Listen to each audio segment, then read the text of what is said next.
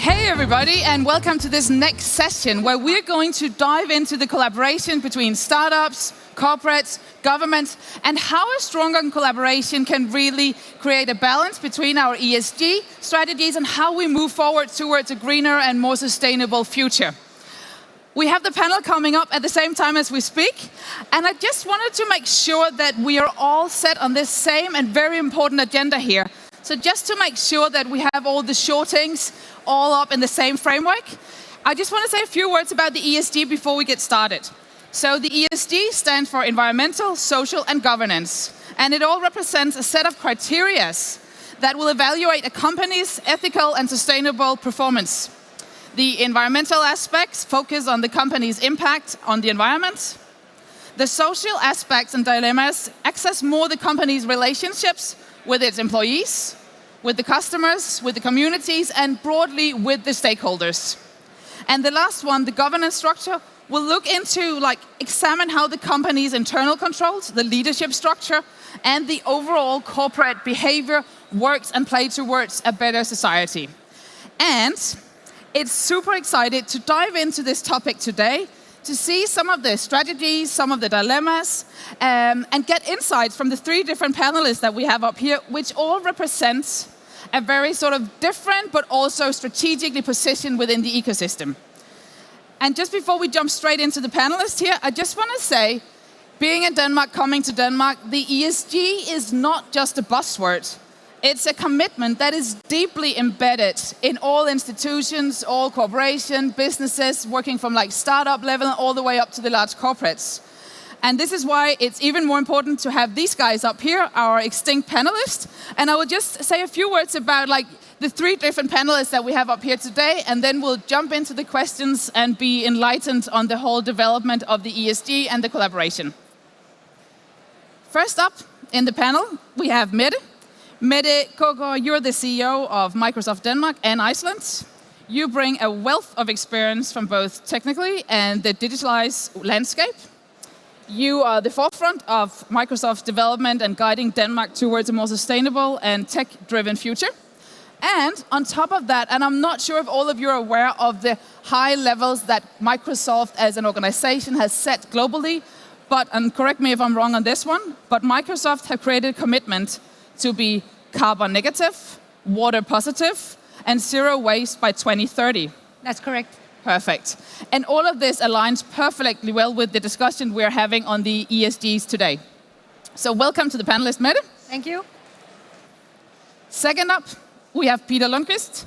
Peder, you're the CEO of the Export and Investment Fund of Denmark, better known as IFO.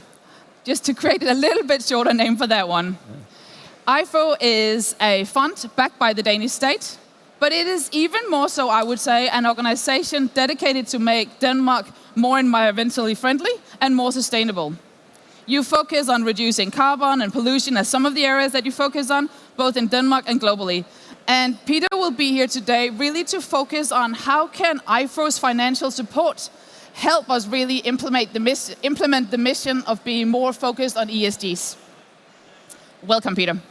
Last up in the panel, we have Cecilie Brøkner. Cecilie, you are the CEO of the Innovation Fund in Denmark. You have a fund that invests in smart ideas that makes Denmark better. Yes. I really like that slogan. It's a small little ambition, but really awesome to have the bar that high up.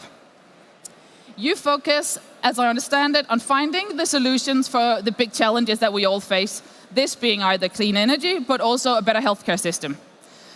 We would love to dive into this topic with you as well, Cecilie, and the areas that we hope that you can enlighten us about is how these new solutions that you go in, fund and help, how can that help society, and how can it help really working more strategically in creating a more responsible future?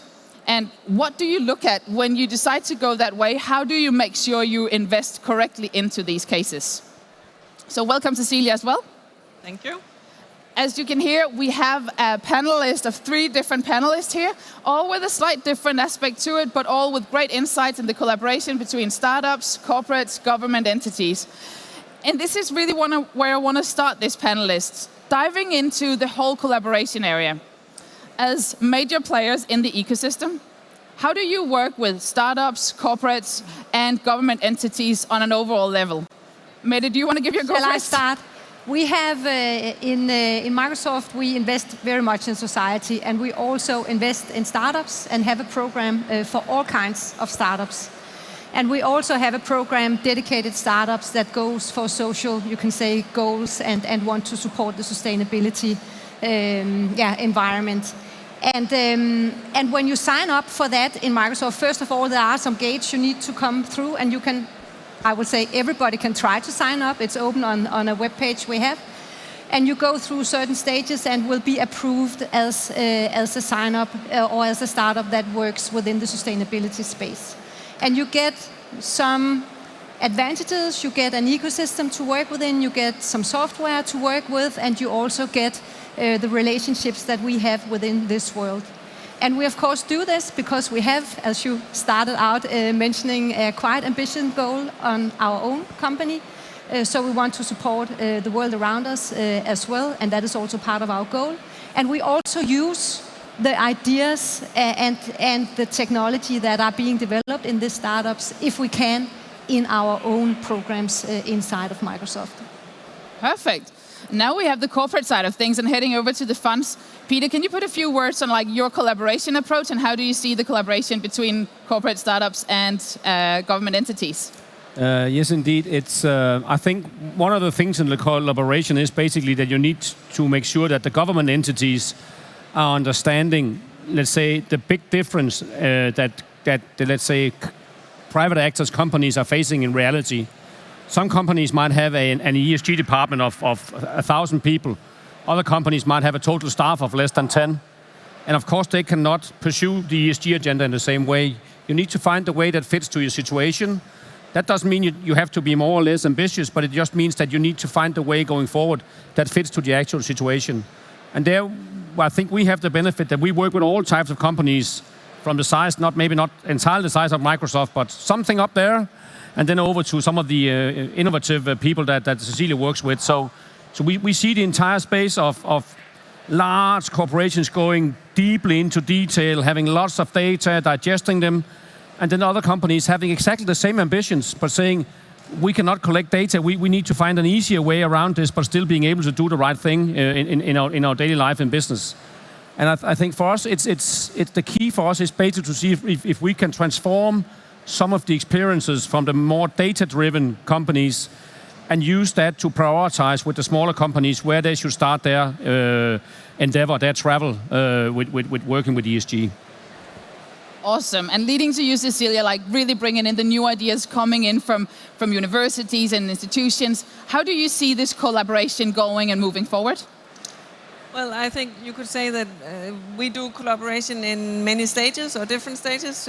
Our mandate is to invest in research-based innovation and knowledge.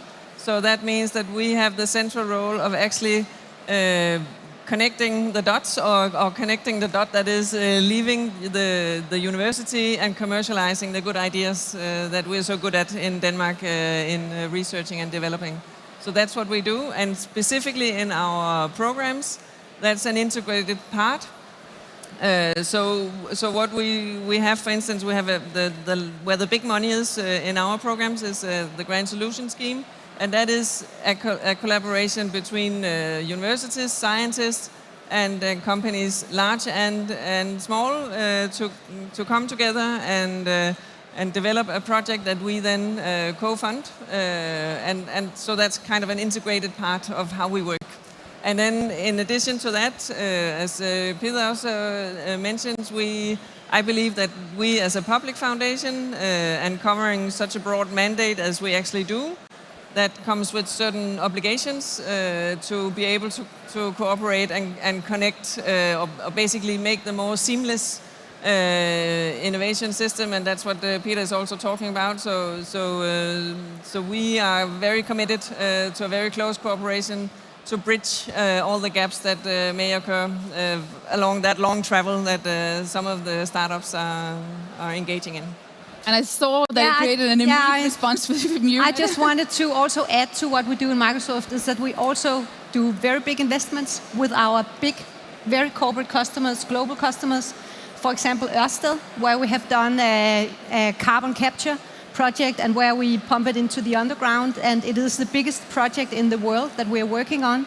And I say that because that, of course, also drives the need for technology from all kinds of different companies in order to make that happen together with Ørsted. And it's also driving an infrastructure within Denmark in order to, you can say, transport CO2 around and also not only pump it into the underground, but maybe also make it into green fuel.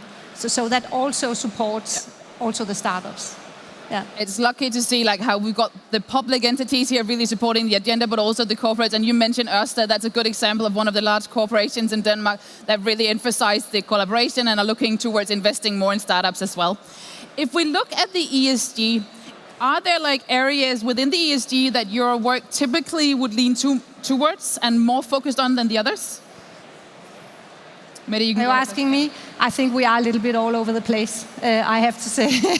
So we are both on the environmental side. We have just spoken to that. Then there's the social side. Microsoft is a global company. We need to include everybody. And in order to get the talents we need, we really need to look broad at what kind of people we integrate into the company and how we can work with them. And on the governmental side, you can say data privacy and AI for good and responsible use of tech. That is also very, very big agendas with us. So we are on all the agendas here. Is there like a time shift so it comes like in different push that like when you introduce your strategy like with the carbon and those activities where you're more focused on the environmental side of things and then like turning down on some of the others, or can you keep them at a momentum all the time? We can keep them on the momentum all the time, but we also have the luxury, you can say, of being a very big company. So that's why I guess we can do that. Peder, at IFU, how do you prioritize the ESGs, or do you lean towards one more than another? I'll say honestly, we are very heavy on the E side. We do green is basically. It's not only our favorite color, it's basically the thing we need to think of when we get up in the morning and go to bed in the evening. So, of course, we are heavily tilted to the E side, but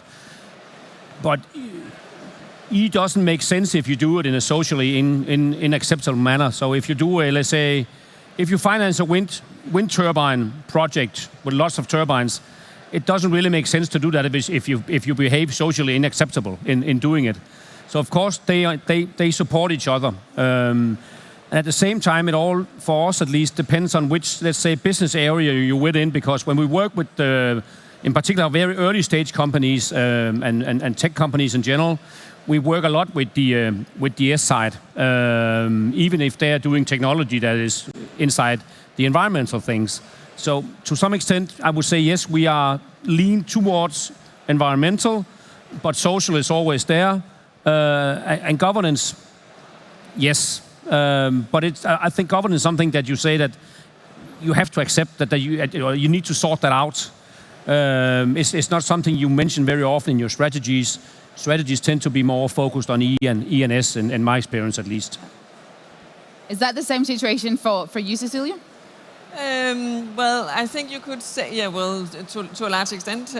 Maybe you could even take it a little further that, as I see it, you can talk about like an external and an internal side. So in terms of the external, ESG is kind of the purpose of the foundation. It's written in the law. So basically we have to cover everything. So that's, but in reality, I think historically we've probably been more on the E side as well. And it's actually a concern, and it's a focus area for us to increase both the number of applications really that we receive from what we call the SSH sector. So that's the social sciences research, where they're not scoring as high in terms of who receives the funding from us, and we'd like to increase that because just as Peder says, it doesn't really. I mean, we can do lots of technological inventions, but if they are completely unacceptable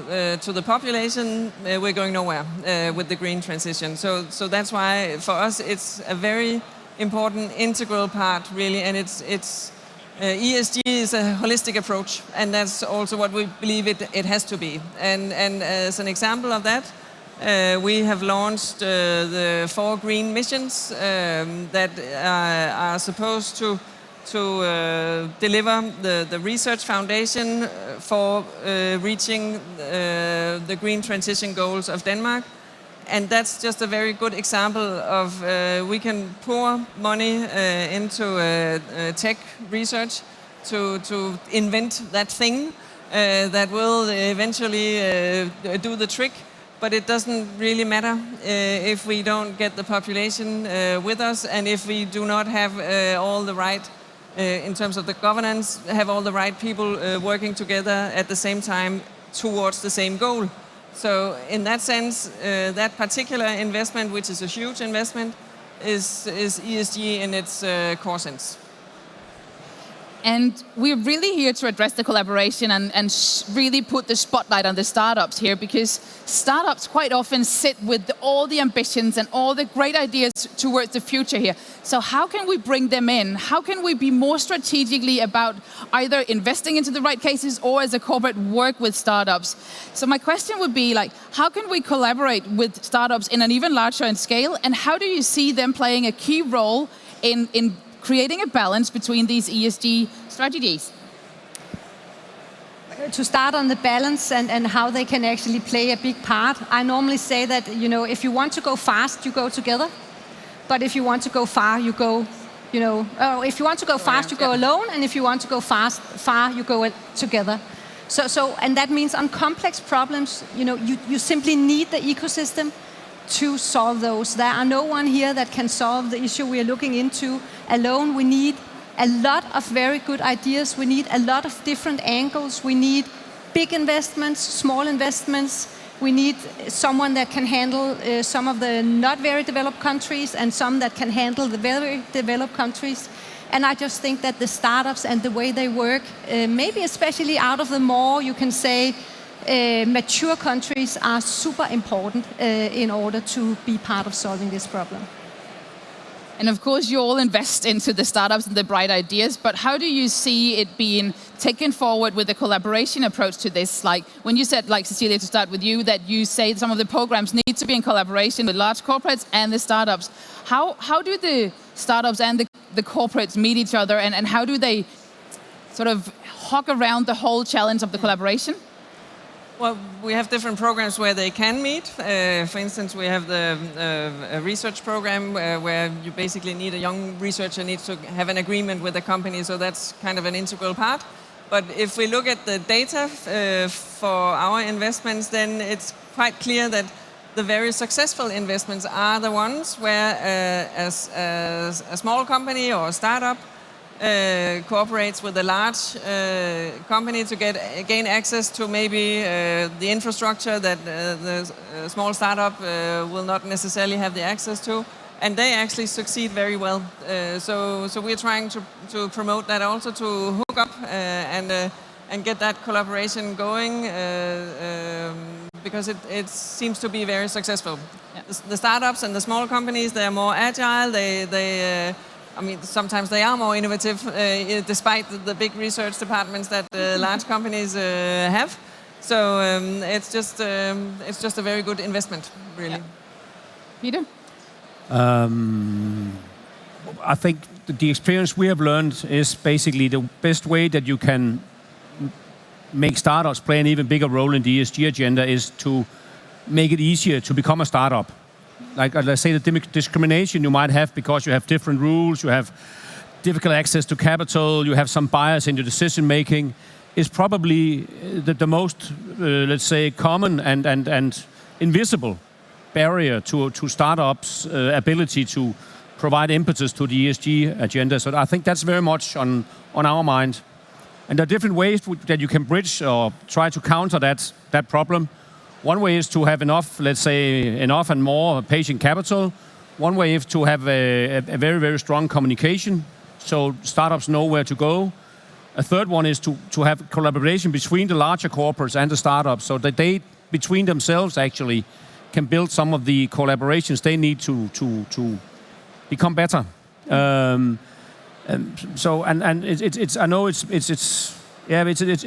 not a straightforward answer, but that's based on the data we have. it's often the case that it is these invisible barriers that stand in the way, and people find it difficult to go about it, and then some decides not become a startup at all, and some just give up, let's say, before the journey comes to an end. What was your aspect on this, Mette? Yeah, I just want to say that I started on a very high note before, but of course also the programs that we have in Microsoft is part of making this, easier to go about, and the investments that we do, and the community that we provide for the startups, because I think also leaning into each other is actually super important when you stand and have to build a new business. That's one thing that is actually worrying me a little bit on this agenda, and maybe you can answer a little bit into that, because if you look in general who works with sustainability in the businesses, it is women. And if you look who do not get the investment funds on startups, it is women. So do we see some of this? Is that also a barrier in making this move? I think actually that is quite an interesting question. Do you see that? That's definitely a barrier, and that's definitely what I would call a barrier due to some kind of historical bias or bias in the decision-making process that you need a female head of the ESG department, but you definitely need a male head of the investment department, and for them, I think there's a lot of bias in that, and a lot of tradition, and a lot of we always done this way, and then you need the role models, and you need communication that about it can be done in a different way. And honestly, I'm not the person to look at, because if you look at my organizations, I definitely have my problems too. So it's not as I can say do it my way and then everything is fine, because in reality it's difficult. But I think it all begins with the fact that you are conscious about what you're doing, and when you make decisions, you are also trying to avoid falling into the traps of bad habits, if I might say so, and have biases about what you look for and how you evaluate the options you have. So definitely, it's and we need to do something about it, and we need to do it both in terms of actions now, but you also need to work more systematically than we do, both in large corporates and also in state-owned funds, with pipeline building and let's say medium and long-term strategies, because otherwise we will keep going forth and back about this, and that's not a sustainable way to do it. No. It's so true. We all need to be very aware of the biases that we have either on diversity or any of the other aspects here. And I think looking towards a more diverse ecosystem, both making it easier for everybody to enter into the startup community, but also from an investor perspective, we need to make sure that we have all kind of different investors, because they will then invest into all kind of different startups. And this, of course, includes large corporates like yourself, Mette. How can we engage even more corporates and bring that more strategic aspects into some of the investments as well? Before I jump into the next few questions, I just want to let you all know that if you have questions for this panelist, for all the three panelists here, you're more than welcome to put them into the slider part of the app, I think it's called. Then they will come up in a few minutes here, and we can have a look at the questions, and I'll bring them forward to the different panelists here. Before they come jumping into us, Mette, I just want to ask, given Microsoft's leadership within technology and innovation, how can a tech giant, as I think we can call Microsoft, guide startups to implement more ESG-driven tech solutions? But that is what we do in our programs. You can say that the programs we have, we invest in all kinds of startups, as I started out by saying, and then we also invest in startups that are going with ESG kind of solutions. And we put, you can say, special goals and special help and special also targets on them in order to be sure that they are actually doing, something also to move sustainability in the direction that they want to. So that is how we go into that. And then, as I said also before, when we invest with big companies like Ørsted in putting, I think it's 4,300 million tons of CO2 into the underground. It's just an enormous project. We can also bring startups into that. So we can, of course, also, by the way we work ourselves and by the way we work with our customers, bring them in on the right tasks. We are also building a lot of data centers in Microsoft all around the world. And besides having a clear goal of them being also green,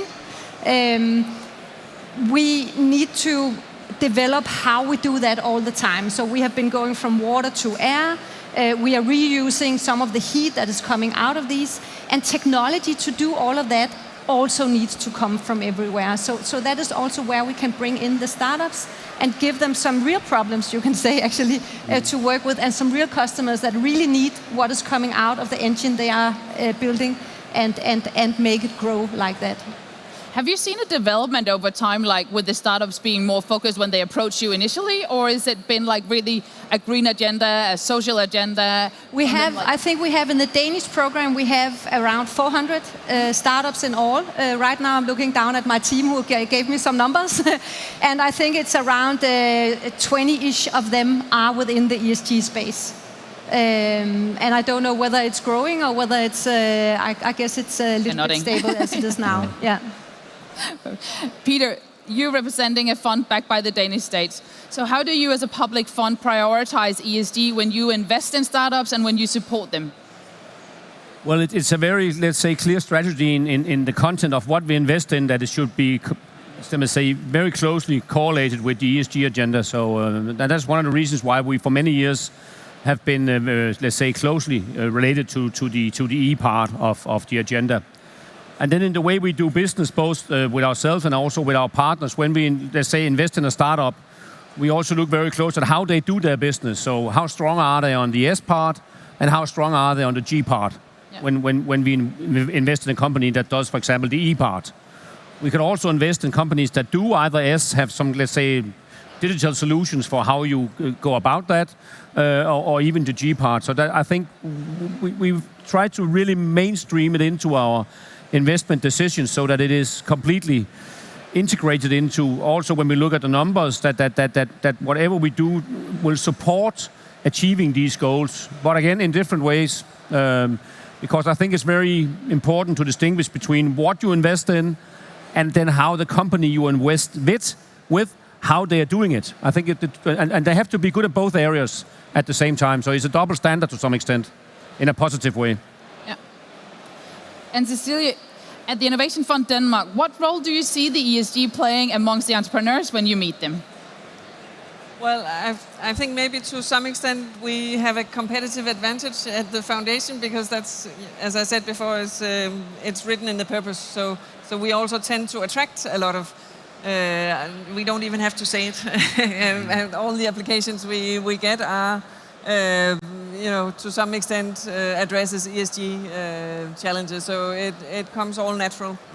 So in that sense, it's written.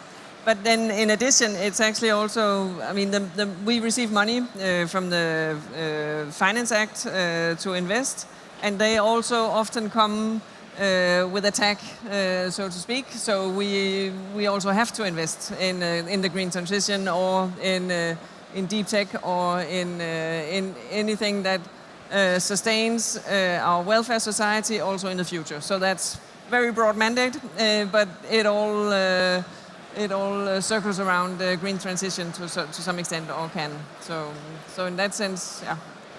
Perfect. And I can see that the questions are now starting to pop in, and we'll see if we can zoom them a little bit. I'll read it up loud. I think the first one will go to you, Mette.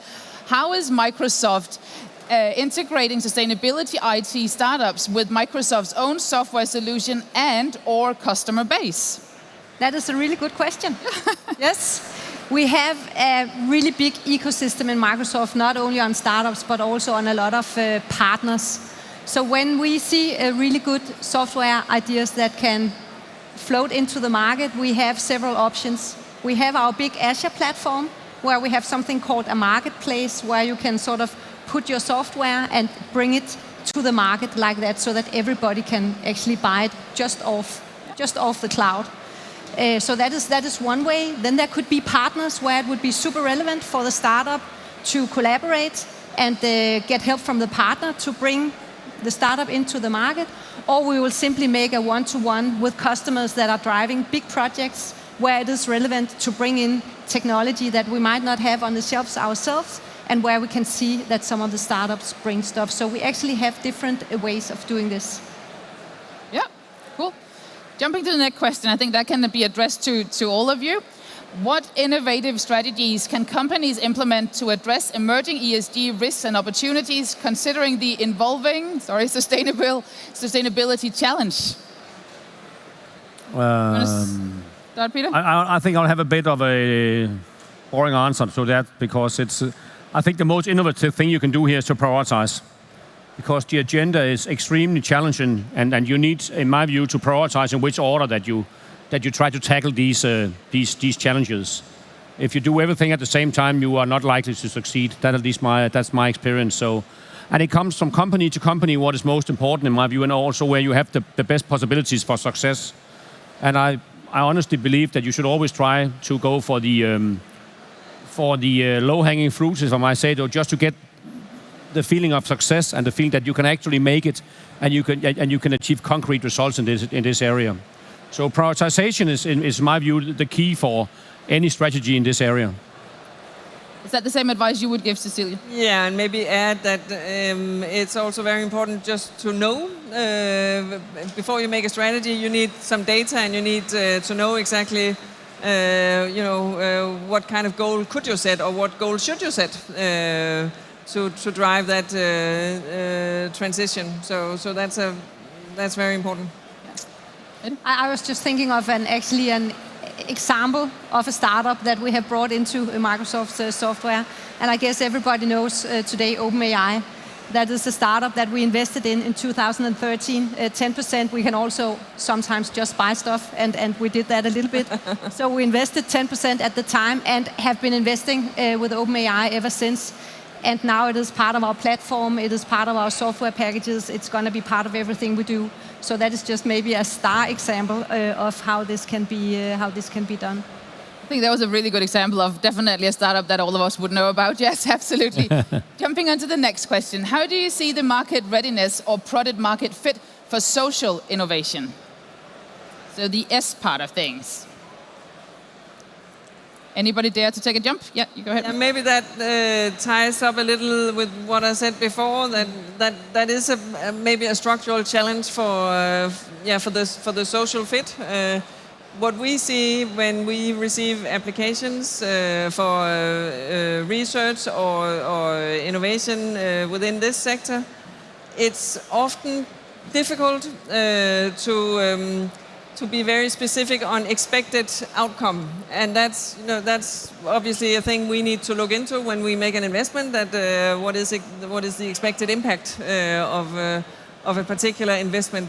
So that's really a place where we could help each other in being better at describing, better at presenting, and really listing what goals and impact do we want to achieve within the social innovation. I personally have no doubt that it has a huge role to play, and I think we have many examples in the foundation also on how well it works. If an entrepreneur with a social view or social project hooks up with another large company, for instance, and actually make a massive impact on their product development and implementation. But we probably need to get more out there with the good examples, because that is it's a structural challenge that we see, and that's often why applications within this area rank lower, because it's difficult to actually to document what expected impact will be. So again, as I said before, that's a focus area for us, and particularly within our mission approach. I honestly do not believe that we'll succeed if we do not have this aspect tightly incorporated in our investments there. I might just add a little bit of a follow-up question to that one, because diversity, equality is really something that we talk a lot about, but do we have the readiness in the market? Like when you invest, when we look at the statistics, we're still lacking behind of this. I talked to some of the sex tech organizers yesterday, and they say we still need that small community to be able to talk about these topics, because we're still being faced with a bias or a challenge in investments when it comes to diving into some of these new social aspects of things. How do you see it from an investment point of view, Peder? I see it exactly the same way as you try to phrase it, that there is a bias, and the same way as Cecilie is explaining it, that some of these elements are just harder to measure. The metrics we have are less developed, and we are less, let's say, accustomed to use them. And I think that's one of the reasons why we're not good enough to pursue this agenda. Because whenever we do things, we are getting persuaded by a very nice return and some nice outlook for market growth, and then the other stuff is a bit more, let's say, unprecise and less known to us, and then we get carried away, and then we, by way of bias, then we do what we have done the last 10 years. And I honestly believe that's part of the problem. So we need stronger data and stronger methodology on actually seeing the benefits, and then managers and decision makers needs to become better at knowing what they're doing. And you can actually get funding from us to develop methodology. I'll get there. Mette, you had a question. I'm just, the companies that succeed in actually driving the D&I agenda are the ones that do things differently than they have been doing before and are willing to take a little bit of risk in doing so. And I think being a little bit hard on your sector, the numbers, are so poor that I think it is time to just do something very different and not keep on trying to argue why things are as they are, because they have been like that for 10 years now. I'm giving you all the blame, it's unfair. But it is, it's below 2% of investments that go to female founders and the rest go for male founders. And I just think it is, I have to say, embarrassing. I agree. So there really needs to something needs to be done. So true. We have one more question and less than 2 minutes. I'll just jump straight into it. In the ESG context, how do Danish startups navigate the delicate balance between growth and profitability, particularly when it comes to sustainability goals and expectations? A quick comment on those? I think doing the right thing on ESG is definitely something you need to do to have a long-term return. But I also believe there is a short-term trade-off between return and doing the right thing. Yeah. So you need to accept the fact that you take the longer view if you want to be strong on ESG. I agree. Agree. Perfect. I think we need to round off here. We're getting to the very end of this panel. I know that all 3 panelists will be here afterwards, so grab hold of them, have a chat, and see how we can move this collaboration even further and really strengthen the ESG collaboration. Thank you so much. A big hand to our panelists.